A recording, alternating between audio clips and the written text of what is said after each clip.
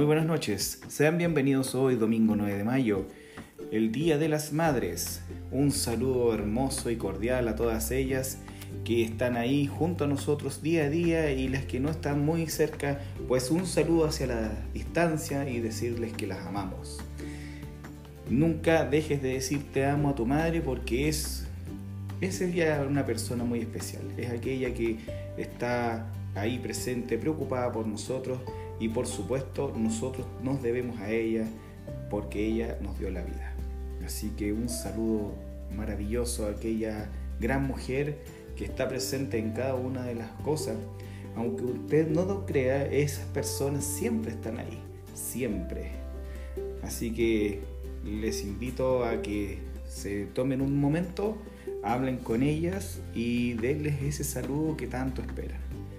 Ahora, sin más dilación, empezamos con el episodio número 2 de esta seguidilla de ocio placer, que deberíamos estar siempre presentando cada día domingo en horario vespertino.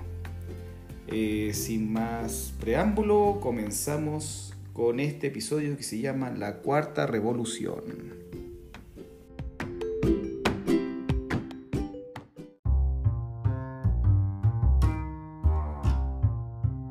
Bueno, damos inicio a este nuevo episodio. Con ustedes, el uruguayo. ¿Cómo estás, uruguayo? ¿Qué tal? Muy buenas, estimado Greco. Muchas gracias por la invitación. Qué bueno. ¿Cómo está la salud? ¿Cómo está la familia? Por suerte, todo en orden por acá. ¿Qué tal tú? Yo estoy bien, la familia bien, y estamos, aquí contentos de recibirte ya en este podcast, que es el segundo que se va a lanzar. Esto se estaría lanzando el día 9, así que en el horario vespertino. Estamos en Ocio Placer, estamos de vuelta y son las 11 de la noche. Bueno, lo que estamos haciendo hoy es hablar de la Cuarta Revolución. Yo entiendo que la Cuarta Revolución debe ser parte de todo esto que ha pasado con la Revolución Industrial o la electricidad, no lo sé. Me gustaría que tú, como el entendido de este tema, me gustaría que tú me empezaras a explicar. Dame una pequeña pincelada de lo que sería la Cuarta Revolución. Bueno, amigo, lo que podemos decir acerca de la Cuarta Revolución es que la Cuarta Revolución de esta época es el software. No es una época de cambios, sino un cambio de época. Interesante. Así que el software. Bueno, como ya entendemos un poquito más, estaríamos pensando en que nos ponemos a decir de qué se trata realmente todo este asunto. Cuéntanos un poco de la historia. ¿Qué es esto de las revoluciones? Bueno, de las revoluciones que tenemos, vamos a hacer un breve repaso. La primera revolución que tuvimos fue la industrial. Marcó el paso de la producción manual a la mecanizada entre los años 1760 al 1830. La segunda fue la electricidad. Nos permitió la manufactura en masa allá por los albores del 1850. La tercera revolución fue la de la electromecánica y las telecomunicaciones a mediados del siglo XX. Y finalmente, la cuarta revolución, la de la actualidad, el software. El software, entiendo. ¿Y qué más podemos saber del software? ¿Qué es lo que cambió realmente en nuestras vidas el software? Bueno, el software no inventó nada, ¿no? Sino que confluye todo lo existente dentro de él mismo. Se comienzan a fabricar productos de una naturaleza distinta. El código, ese es su lenguaje, esa es su naturaleza. A mí me preguntas, ¿qué invadió el mundo en el siglo XX? Bueno, yo te voy a responder, el petróleo, ¿no? Vivíamos en carretas, andábamos a caballo, luego cambiamos, construimos carreteras, vehículos.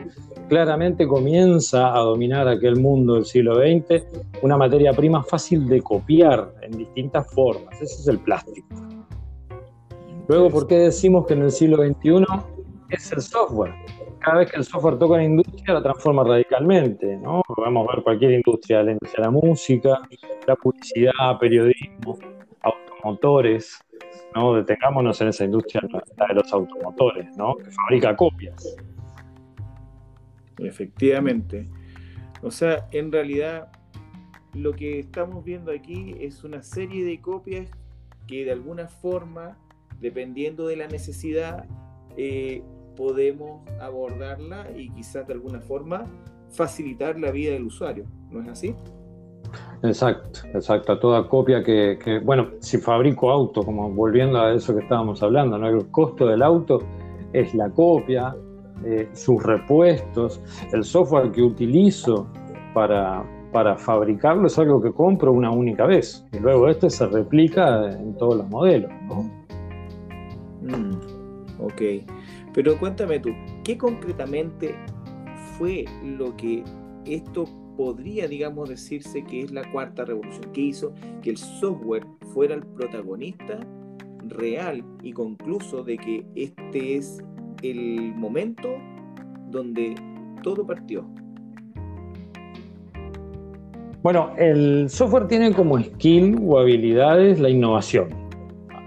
A partir de ahí es donde todo parte, la manera de llegar masiva a mucho público, o sea, su creatividad es lo que lo hizo popular.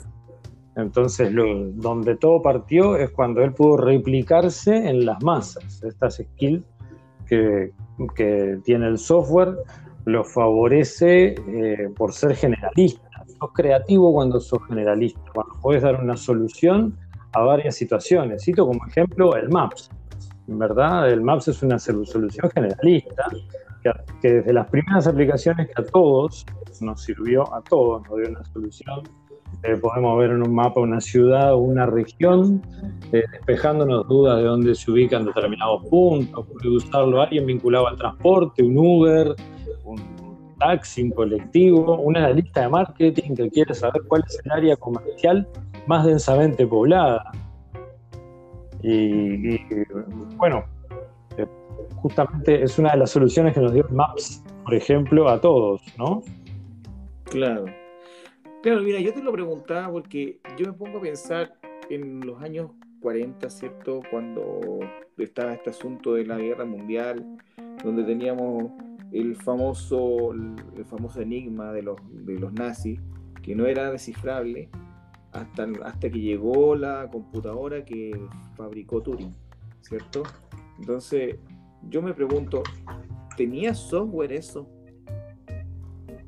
Bueno, qué momento las máquinas Enigma, ¿no? Sí, la máquina Enigma no poseía un software de código como nosotros lo conocemos, pero sí seguía una serie de comandos.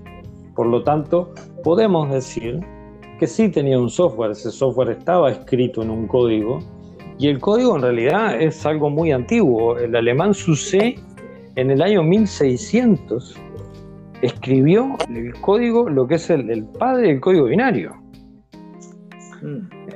Entonces, si nos preguntamos que esa máquina Enigma, que era una máquina de rotores, ¿no? Se usaba tanto para cifrar como para descifrar mensajes, originalmente fue patentado por los alemanes, ¿sí? Aunque luego, bueno, fue usado tanto por los aliados. Eran los navajos quienes desarrollaron su propio lenguaje, el navajo, que era con el que transmitían sus coordenadas y mensajes entre los aliados para que no fueran descifrados por otros. Claro. Dime tú. No, sí, no, que te quería preguntar, ¿y si entonces la máquina que fabricó Turing, que en este caso es de los aliados, ¿cierto? Un famoso, el que inventó en realidad la primera computadora a nivel mundial. Ese hombre lo que hizo fue entonces utilizar el software o el código que usaba Enigma para hacer una especie de retroalimentación sobre este mismo y volver hacia atrás lo que decía el código, lo que se llama descifrar, ¿no? Entonces estamos hablando de que Turing hizo una computadora que descifraba el código Enigma, pero a su vez era como una derivación del mismo código, pero hecho ya en una computadora, ¿no? Exacto. Lo que hacía era decodificar, ¿sí?, por un algoritmo criptográfico los mensajes ocultos de los nazis, siendo puntualmente en el momento que se utilizó para eso, y varias de las nomenclaturas que se utilizaron en el momento, luego, bueno, hasta el día de hoy se han popularizado. Si bien la máquina Enigma manejaba bulbos y era muy lejano a lo que hoy tenemos como un notebook, hasta el día de hoy utilizamos términos como el bug o el debug, que es cuando un programa tiene problemas, tiene un bug, ¿no? Cuando un programa presenta un error, tiene un bug, y la solución para eso es un debug. Antiguamente, puntualmente la máquina Enigma de Turing, al levantar temperatura, juntaba bichos, ¿sí?, entre sus transistores, entre sus bulbos, y esos bichos impedían la transmisión eléctrica. Por eso bug es bicho y debug, por decirlo de alguna manera, es matabicho. O sea que en ese caso, puntualmente estos cascarudos, estos beetles o cucarachas también, que aparecían dentro de la máquina por la calidez que había adentro, generaban interferencias en la transferencia electrónica. De ahí así se acuñó el término bug y debug, que lo ocupamos hasta el día de hoy. Perfecto.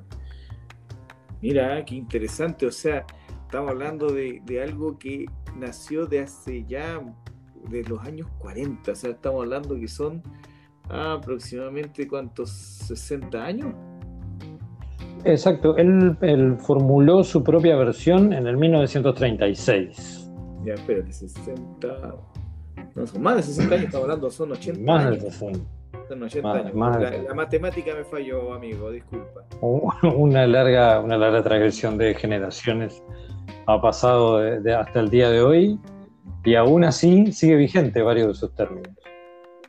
Interesante, qué interesante. Claro, yo estaba viendo aquí en internet que, bueno, el gobierno digamos, en este caso, de la historia de lo que es el reconocimiento que se hizo a Alan Turing con respecto a la inteligencia británica, ¿cierto? Que en julio de 1945 este tipo resolvió el problema. Y era un problema que les costaba vidas humanas. Imagínate, que fue un héroe este tipo. Ya, pero no nos desviemos del tema y sigamos hablando de tu ocio y tu ocio placer, ¿cierto? Y hablemos de qué otras cosas modernas tenemos. Imagina tú que tú me hablas de una cuarta revolución donde el software ha tenido protagonismo, ¿cierto? Y a su vez el software ha ido indagando poquito a poco en distintos hardware, dispositivos, etcétera. Incluso tenemos inteligencia artificial que de alguna forma nos trata de convencer que podemos confiar en ellos, ¿cierto? Y así sucesivamente. ¿A qué me refiero? Siri, Alexa, a Google Assistant. Tenemos la inteligencia artificial que está tratando de hacer la gente de Facebook, y así sucesivamente. Entonces, efectivamente, tenemos una revolución entre manos y da para mucho. ¿Qué puedes decir tú de eso? Bueno, lo primero es eso, ¿no? El tráfico de la información es lo que actualmente todas las aplicaciones más buscan, es saber con quién están tratando. Tus datos, tu preferencia, qué tipo de ocio te gusta, qué preferencias laborales tienes, qué intereses artísticos, musicales, y eso va formando un perfil del usuario que luego, bueno, las grandes empresas no solo almacenan para poder venderte productos, sino que también lo venden a otras empresas en el hecho de decir, bueno, este perfil consume esta música, estas películas, series, vive en tal región, y toda esa información va dando un perfil que luego se masifica y es información que se vende, ¿sí? Entre las aplicaciones, los gigantes de las aplicaciones, claramente tenemos tanto a iPhone como Android, ¿no? Que son los dos gigantes de las aplicaciones. No sé si te parece que empezamos a hablar un poco de las primeras de ellas. La primera aplicación que conocemos es el Tetris, ¿no? Un emblema de las aplicaciones. Tampoco podemos desmerecer al legendario Snake. Claro. ¿Quién no ha jugado a Snake, Bueno, ¿quién no ha jugado a Snake? Los niños no han jugado. Yo creo que los niños de ahora no han jugado a Snake. No, creo que actualmente ya no. Bueno, el Tetris sí, no ha perdido vigencia. El Tetris se instaló como app por primera vez en 1994 en un teléfono móvil danés, el Hagenat MT2000. Luego, 3 años después, es cuando Nokia lanza los legendarios, los irrompibles, como se le decía, ¿no? El 6110, el 3210, que eso sí poseían como aplicación nativa el Nokia. El Nokia poseía el Snake y el Tetris había quedado un poco más relegado ya luego de aquella vieja versión danesa del Hagenat 2000 y pasó a popularizarse en todos los dispositivos Nokia el legendario Snake. Sí, yo recuerdo haber jugado Snake en el Nokia N80 que alguna vez tuve, y la verdad era una pasada, era interesante jugarlo, por lo menos para pasar el tiempo. Bueno, y también de esos Nokia el rendimiento, ¿no? En tanto a la batería, uno puede decir, bueno, que el software era un poco precario. Aún no vivía el segundo hito de la tecnología WAP, esos Nokia, pero sí se destaca su robustez de software, su robustez física también, porque eran irrompibles, ¿no? Y la robustez de la batería, el rendimiento era espectacular. Sí, era brutal, duraba semanas, weón. Yo me acuerdo que, a ver, ¿una semana duraba la batería? Claro, sí, hay leyendas que dicen que duraba más de una semana. Bueno, y no era vulnerable a tempestades, al sol, uno lo podía dejar al sol, se podía mojar, se golpeaba, y aún así, bueno, son celulares que en algunos lugares se guardan como una pieza de museo, ¿no? Un hito tecnológico. Yo tengo un Nokia 918. Un ladrillo, era un ladrillo. La verdad es que ese Nokia 918 que se le sacaba la antena para poder, digamos, tener señal. Alterno. Bueno, en lugares, sobre todo lugares conflictivos, en Medio Oriente, cuando fue la guerra en la África subsahariana, hubo un modelo que era el Tango, que ese modelo pertenecía a Motorola. También poseía características similares, ¿no? La antena desplegable, la batería eterna, el software Cyrix, que Cyrix es el abuelo de Linux. Mira, ya que Cyrix tuvo un salto a Unix y luego nace Linux. Realmente todos estos dispositivos, todo este software es anterior a la tecnología WAP. Como te decía, la tecnología WAP es el segundo hito, ¿no? Lo encontramos en el año. Y yo creo que ya sé para dónde apuntas. Yo ya estoy viendo, vamos a derivar seguramente al gran último hito de los últimos quizás ya 15 años. Bueno, en realidad son 12 años, desde que apareció quizás el primer iPhone, ¿no? Exacto, en junio de 2017 Apple presentó el conocido iPhone. 2007, junio de 2007 es cuando iPhone presenta ese iPhone que transformó el mundo de las aplicaciones, ¿no? En 2008, luego de haber presentado el exitoso modelo, crea su App Store propia, ¿no? Una plataforma que permitía descargar apps, que actualmente cuenta con unas 2 millones de aplicaciones activas. Otras han quedado, obviamente, en receso por actualizaciones o nuevas versiones. Y a su vez, por otro lado, también entró en juego el gigante Google en 2008, quien lanzó su primer teléfono con el sistema operativo Android, el nieto de Cyrix. Desde ese momento, Android desarrolló una tienda de aplicaciones denominada Market Android, que es lo que hoy conocemos como el Play Store. Claro, pasó a ser el Google Play y después pasó a ser el Play Store.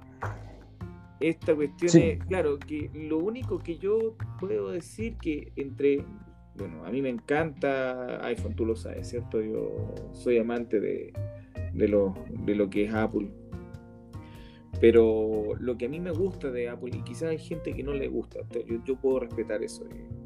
Hay haters que no les gusta la manzana mordida, pero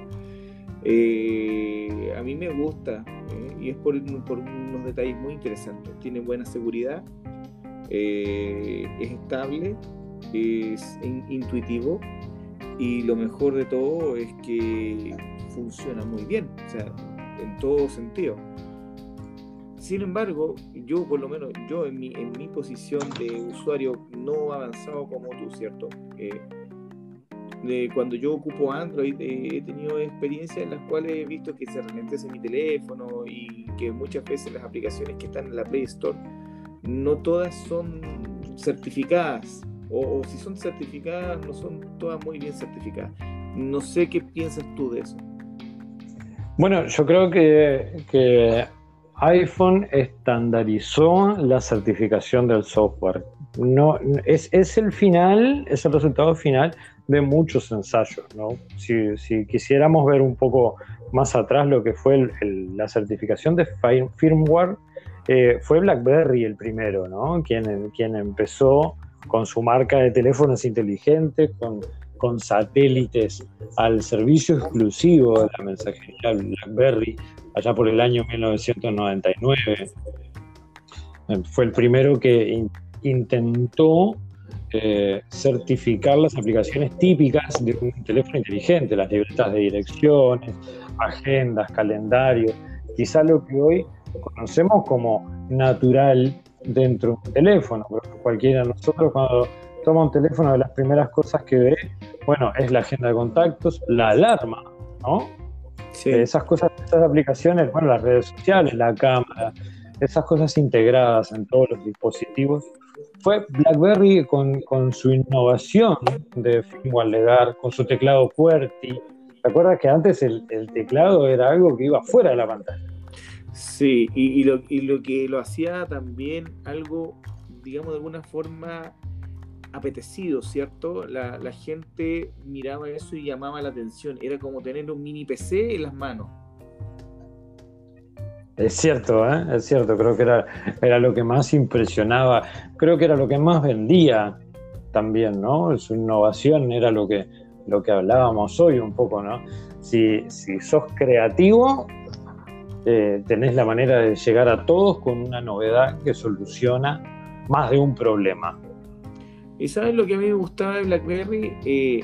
Aparte de la sensación del tacto que teníamos con el teclado, que lo que me gustaba es que era elegante, y lo otro es que marcaba un carácter profesional. O sea, tú sabías que eso no lo iba a tener cualquier persona, lo tenía siempre una persona que está involucrada en el mundo de negocio, o bien involucrado en todo este asunto de lo que sería de la gerencia, los proyectos, gente que manejaba información bursátil o información relativa a no sé, derechos, abogados, etcétera. O sea, todo ese mundo estaba como más o menos ligado entre sí.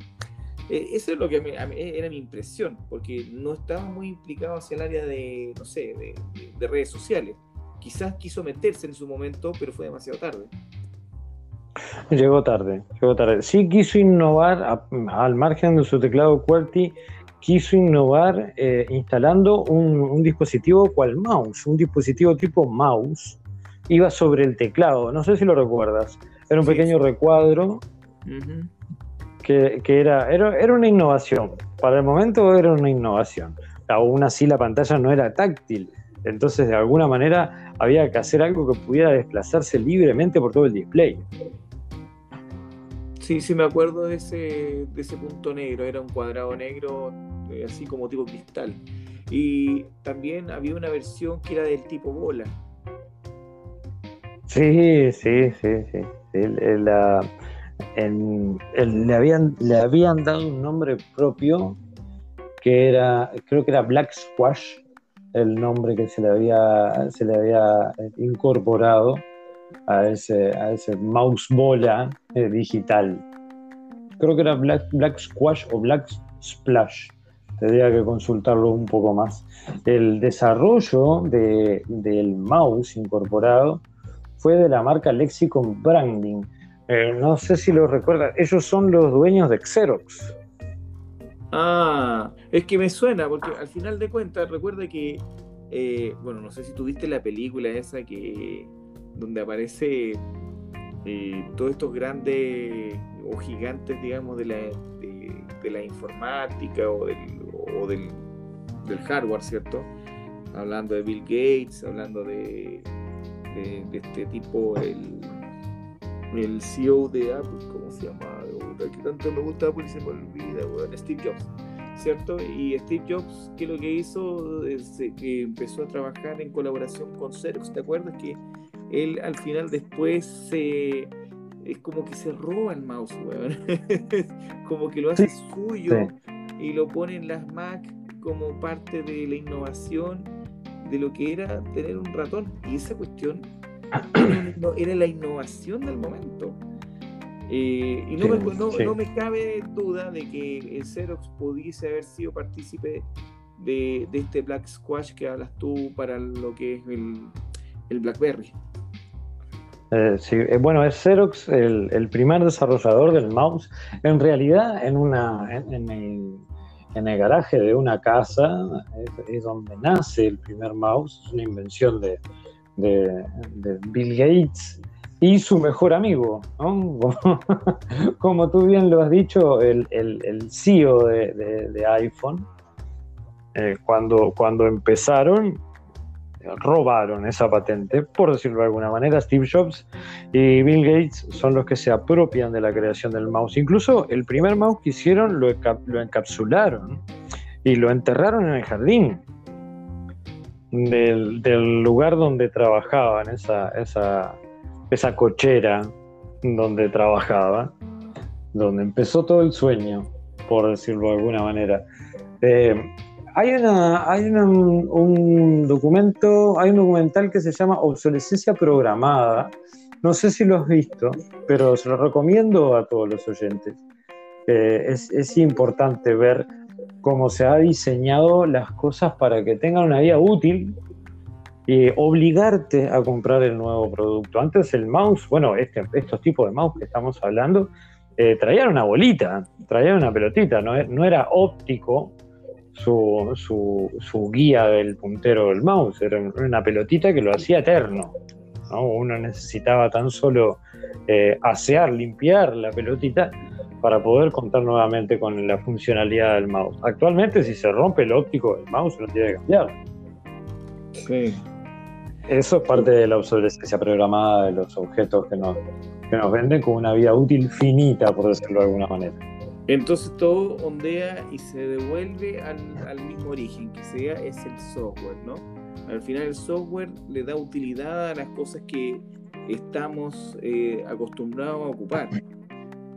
Y aquí va el asunto de la obsolescencia programada, que efectivamente a medida que vas ocupando este equipo y lo vas actualizando, te has dado cuenta que después ya anda más lento, le dura menos la batería, empieza a fallar y al final te das cuenta que en realidad no es que falle el equipo, el hardware, lo que está fallando o lo que tiene como fallo programado es el software. Exacto, es su muerte. El software lo programa para eso, para en algún momento caer en la obsolescencia.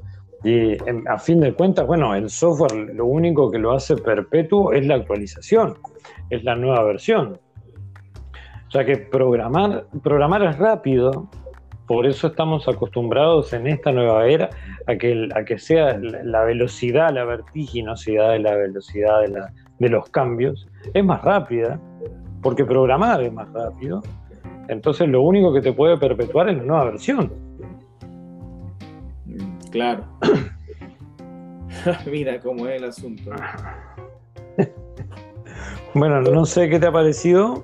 Me ha parecido excelente. Mira, este canal es nuevo, ¿cierto? Y dentro de la estructura de todo esto, necesitamos que tú nos des tus recomendaciones. Bien, mis recomendaciones en tanto al software. Siempre tenemos que tener un respaldo de todos nuestros archivos. La información es lo más privilegiado que puede tener uno en cualquier dispositivo. Entonces nunca nos olvidemos de dónde guardo mis cosas, cómo alojo mis cosas. Puedo alojarlo en una nube, puedo alojarlo en un medio físico, pero tengo que alojarlo en algún lugar, dado que el día de mañana, como lo hacíamos en el pasado, creo que todos tenemos el recuerdo de la vieja caja de zapatos donde alojábamos las fotos familiares, ¿no? Uh-huh. Actualmente ya lo hacemos en una micro CD, en una nube, en un drive o en el mismo dispositivo. Y cualquiera de los tres medios son vulnerables. Cualquiera de los tres medios pueden ser hackeables, destruidos físicamente, o sea, son todos finitos. Por lo tanto, ahora que la información se ha vuelto de una manera digital, no descartemos nunca almacenarla en varios medios. Mi recomendación para esta nueva era es que la información es lo más importante y bien guardada debe ser. Ya, pero ¿en qué sería bueno guardarlo? ¿Discos duros aparte, memoria flash, quizás a tener algunos dispositivos NAS por ahí? ¿Qué realmente recomiendas tú? Como ya, digamos, no sé, ¿cómo lo haces tú? Me encantaría saberlo. Bueno, a mí la vieja escuela me enseñó que siempre un dispositivo extraíble de fácil almacenamiento es lo más confiable. Por lo tanto, podemos denominarlo de varias maneras: un disco NAS o una memoria extraíble, un disco duro externo, siempre de esos medios de almacenamiento de información, para mí son los más confiables. No podemos descartar lo que nos impone actualmente el mercado, que son las nubes.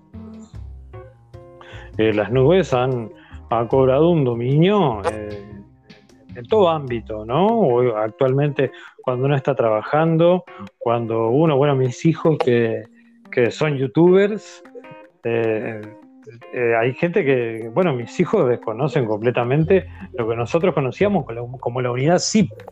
No sé si recuerdas. Sí, los discos de 120 GB, ¿no? Exacto, No, entonces... megas, perdón. Megas. No gigas, 120 megas. No, Giga ya es más actual. No, mega, que en ese entonces guardábamos documentos Word, CSV, intentábamos comprimir las imágenes para que no nos ocuparan tanto espacio, no sé si te acuerdas. Pero era artesanal.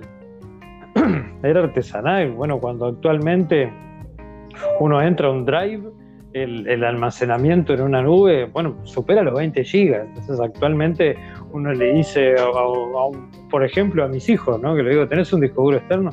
¿Pero para qué, papá, si tengo el drive? Incluso contratan más espacio en el drive para poder almacenar un poco más de toda la información.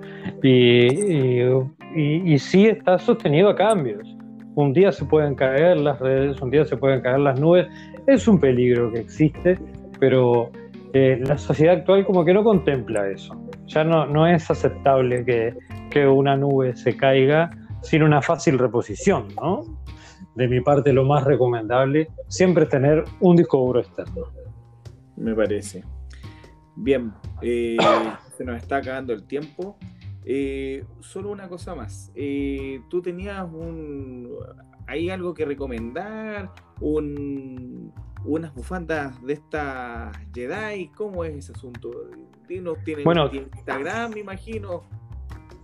las bufandas Jedi es algo que vamos a nombrar una cuenta en Instagram porque han tenido mucho éxito y lo que más se está pidiendo de las bufandas Jedi son los personalizados. Por ejemplo, hay mucha gente que lo busca con el logo de TikTok. No sé si estás familiarizado con la red social, pero es lo que más piden es una bufanda Jedi con el logo de TikTok delante. Y también los amigurumi. No sé si has oído hablar de esas miniaturas actualmente. Sobre todo lo que más se pide son los muñecos de Star Wars en la versión amigurumi.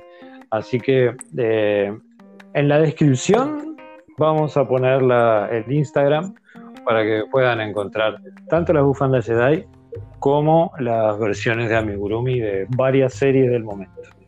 Sí. Bueno, y con esto mismo también anunciamos el Instagram del canal. El Instagram de este podcast va a estar también en la descripción prontamente. Y por supuesto vamos a recibir a través de este comentario y algunas recomendaciones por parte del público que se agradecen siempre y nosotros tomaremos importancia de esta misma. También, para ir finalizando y dando la despedida al uruguayo, a mi querido amigo Matías, es que el próximo episodio vamos a hablar con otra persona que es amante de un ocio muy particular, que es el de las bicicletas.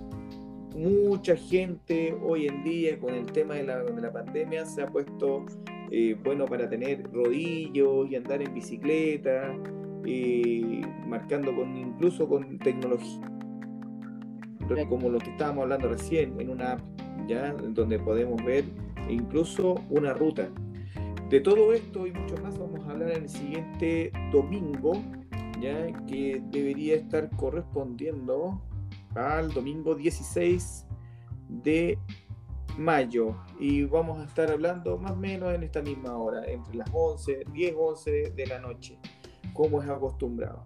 Así que mi querido amigo Matías, te doy la despedida. Te agradezco mucho que tú hayas conversado el día de hoy conmigo, que hayas tenido el tiempo de compartir tus conocimientos y tu simpatía como es de costumbre, y por supuesto también darle salud a tu familia y que tenga mucho éxito con los amigurumi, con las bufandas de Star Wars y quizás con muchas otras cosas más.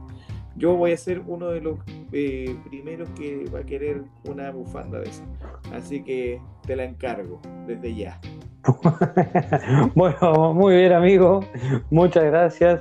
No sé, ¿qué te parece si nos vamos con una canción? Quería recordar una frase del hacker Berners-Lee. Él dijo que las bibliotecas de apps son una bendición, un oasis, nuestra casa de recursos en el medio de la carretera virtual. Con eso quiero dar paso a la siguiente canción, Our House in the Middle of the Street, de los Madness.